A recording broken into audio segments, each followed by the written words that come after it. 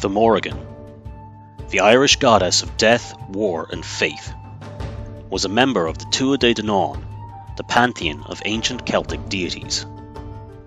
There are differing tales of the Morrigan. In some, they are referred to as a single goddess, in others as three goddess sisters. Some legends even have her appear as both a single entity and as three entities within the same story. Whichever it may be, all agree that the Morrigan also had the ability to shapeshift into many guises, both human and animal. But the form she is most associated with is that of a crow, circling overhead before the beginning of a battle, foretelling either death or victory, and terrifying or inspiring the warriors on the battlefield. As a member of the Cu Cullen, tales of the Morrigan stretch back to the earliest myths and legends of Ireland.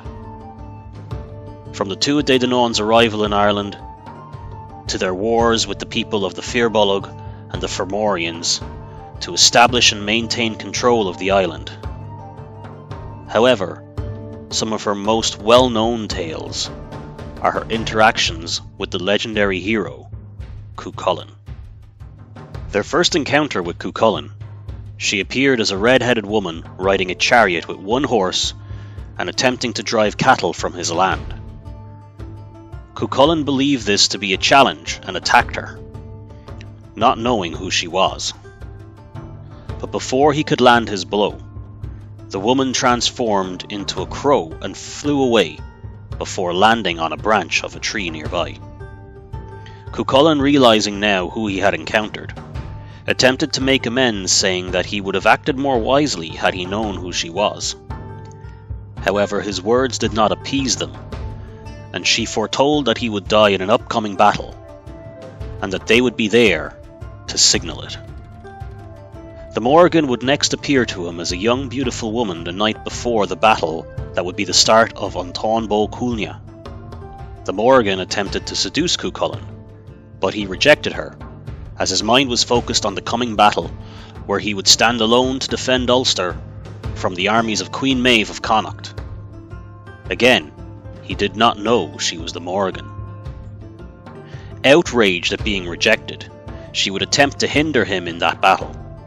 First, they transformed into an eel when Cu Cullen was crossing a river and tried to trip him and trap him in the river. Cu Cullen lashed out at the eel and broke the Morrigan's ribs. Next, she transformed into a large wolf, causing cattle to stampede towards him. Cu Cullen fired a stone from his slingshot, hitting the wolf in the eye, blinding the Morrigan in one eye. The Morrigan then next took the shape of a cow and began to lead the stampede once more. Firing another stone from his slingshot, he would break one of the Morrigan's legs.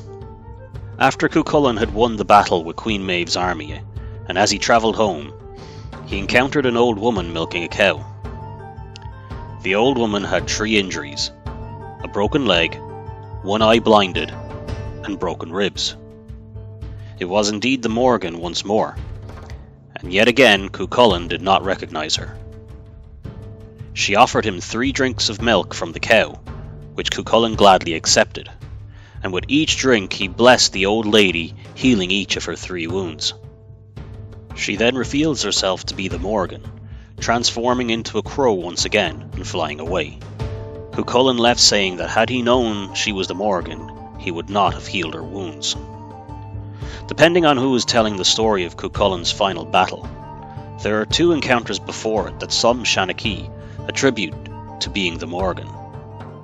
His encounter with 3 old ladies, who make him break one of his geisha, a curse placed on him, by making him eat dog meat, which weakens him before the battle. In some tellings of this tale, the 3 old ladies are said to be the Morrigan in their triple form. Others say that they are witches sent by Queen Maeve. Afterwards, while passing a river, he would see a woman cleaning bloody armour in the river's waters.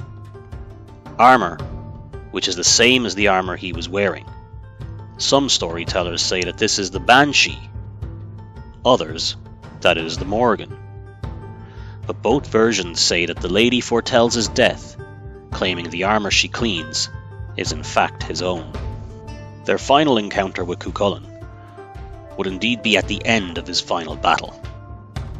Mortally wounded, and knowing he is at death's door, Cu Cullen did not want to die on his knees or his back. He tied himself to a large standing stone in the middle of the battlefield, that he might die standing on his feet and facing his enemies. Upon seeing Cu Cullen still standing, his enemies believed he was still healthy and ready to continue fighting, and were fearful to approach, such was his reputation. But as his last breath fell from his mouth, a crow landed on his shoulder, the Morrigan, signalling the champion that was Cu Cullen was no more.